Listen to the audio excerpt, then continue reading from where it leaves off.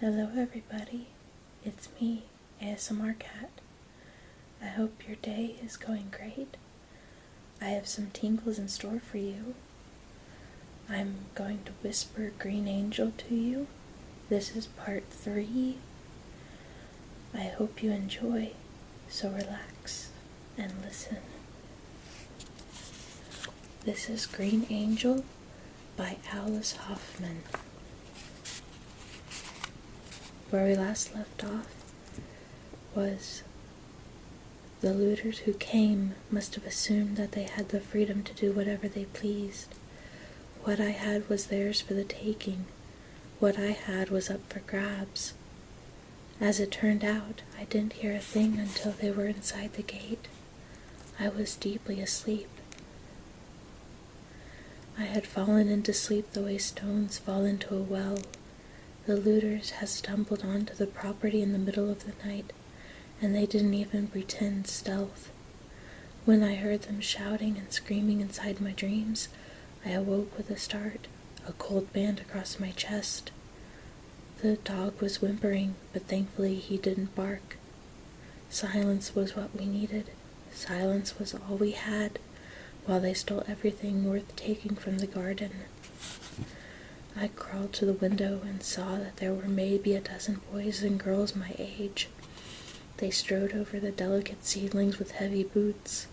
They pawed through the piles of ash that I had planned to rake in their frantic search for anything to eat. They tossed lettuce and cucumbers and squash blossoms into the wheelbarrow they had stolen from our barn. Whatever they didn't gorge on was loaded into the wheelbarrow until it nearly overflowed. Blackened peppers, singed peas, burnt cauliflower, all of it ripped from the garden, all of it gone before I could count to 3. I was quiet because I could tell that they had been drinking. There was an edge of something dark out there in the garden as they tugged and pulled at everything I had worked so hard to grow. Fights broke out, words were slurred. I recognized a girl named Heather Jones I had been at school with, along with several boys from my classes. I thought perhaps they had also lost their families. I knew Heather's parents worked in the city. I knew they'd never let her run wild with a greedy horde such as this. No one out in the garden looked at themselves in the black, ashy night. The boys had painted their faces with mud and berry juice. The girls were all barefoot in spite of the fact that there were still burning embers at the bottom of the piles of ashes. I had canned food in the pantry, maybe enough to share, but these intruders looked desperate. They wanted to take whatever they saw. They wanted to ruin anything that thwarted them, and the most I could do was crouch by the window and watch them. I was Green, who stayed in the shadows, who shivered and hushed the dogs when it whimpered as the looters wrecked fences, tore out stakes, danced in the ashes. Green, who did nothing but shake, while the troop in the yard destroyed everything in their path. Perhaps they would have come into the house after that and taken what they wanted. Perhaps that's why one of the boys started up the path littered with fallen white moths, but a stone hit the boy square in the back, startling him. He stopped and turned to the woods. Something hooted out there. There was a cackle, human or animal. It was impossible to tell. Afraid? Several of the crowd called when he noticed the other boy had stopped on the path to our house. More stones fell then, one after another. The cackle rose high, a hen, a ghost, a spirit, the wind. No one knew what it was, but the mob was not about to wait and find out. Heather Jones ran away first, crying that there was even worse luck in store for those who stayed where they were. There should have been strength in numbers, but once the looters stopped wrecking things, they were only boys and girls, easily frightened. The rest of the crowd soon followed Heather. Why shouldn't they go? They had already taken everything edible, piled in the wheelbarrow. They had already had their fun. When I went out in the morning, there was nothing left but ashes and stones. We had been at the height of our harvest. row after row of new zucchini and purple onions, of peppers that were shiny as frogs, of blueberry bushes that were thickened with fruit. That garden was gone. Those days were over. Standing there, I knew my family wasn't coming back. I could feel it in the way that you could feel the wind across your face. Invisible but certain, sure as the blood in your veins.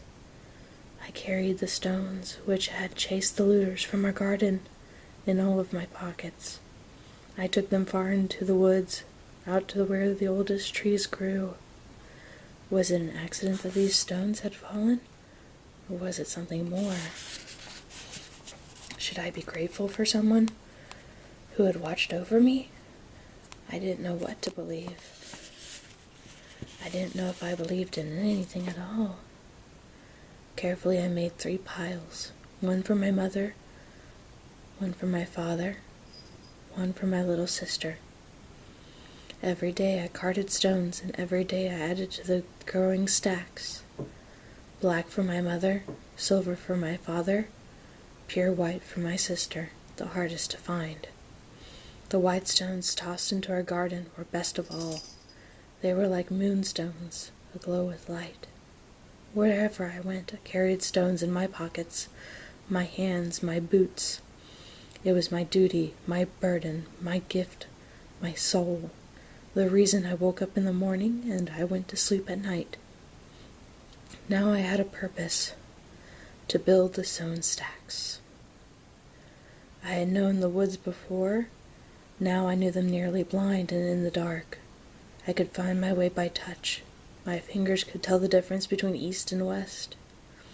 I could rub a clod of dirt under my thumb and gauge how close the river I was. Before long, I could have hold a fallen feather in the palm of my hand and tell whether it belonged to a jay or a sparrow or a dove. When the stacks of stones were as tall as the tallest men in my village, I went on to my next task. I began to clean the house. I was determined to get rid of all the ashes. I swept the floor until the straw bristles of the broom were ragged from use. I cleaned until my fingers hurt, and when it was done, when the brass doorknobs were shining, and the kettles were scrubbed, and the windows were bright with light, I turned on myself. I chopped off all my burnt hair with the scissors my mother had used to trim the roses beside the front door. My hair was nothing more than a black curtain. I didn't need it anymore. My hair reminded me of my mother. It was the only way I was like her, the one feature we shared. I didn't want to be prideful anymore. I wanted to be as hard and as brittle as the stones I carted into the woods, stones that could not feel or cry or see. That is what I wished for as I walked past the brambles, as I built the stacks of the woods higher and higher. I wished not to feel anything at all.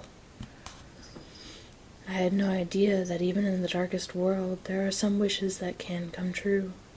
Now I understand that there are ones to think over most carefully. Those are the wishes that can wound just as surely as the sharpest arrow.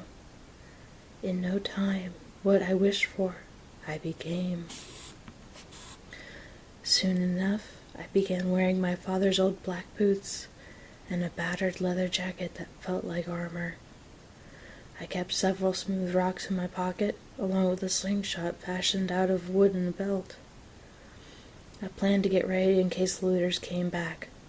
I smoked cigarettes I discovered in a drawer. I drank from a bottle of gin kept in the cupboard until my stomach burned.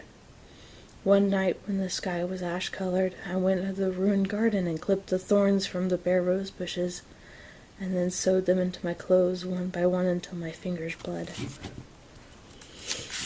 Now I was ready to feel nothing. I was protected from feeling anything at all.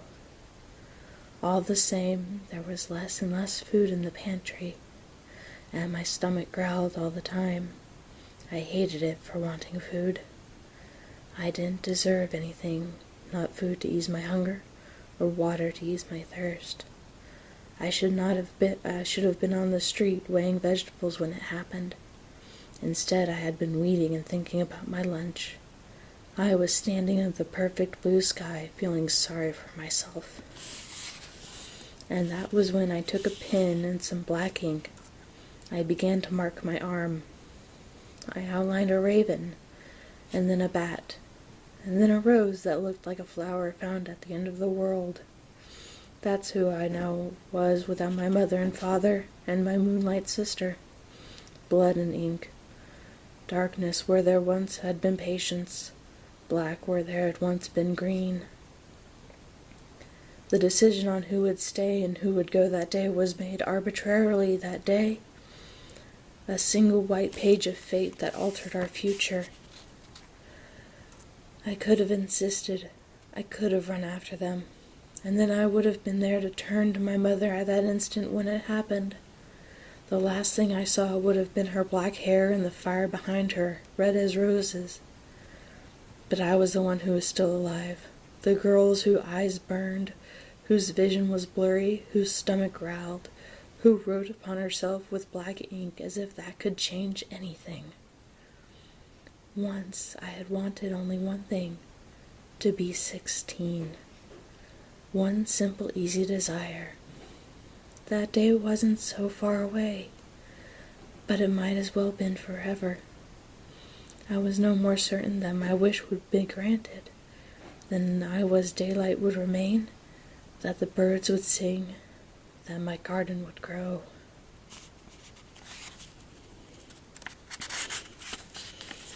The next part of the book is called Soul. I hope you found that relaxing. I'll see you again in another video. I love you guys. Bye.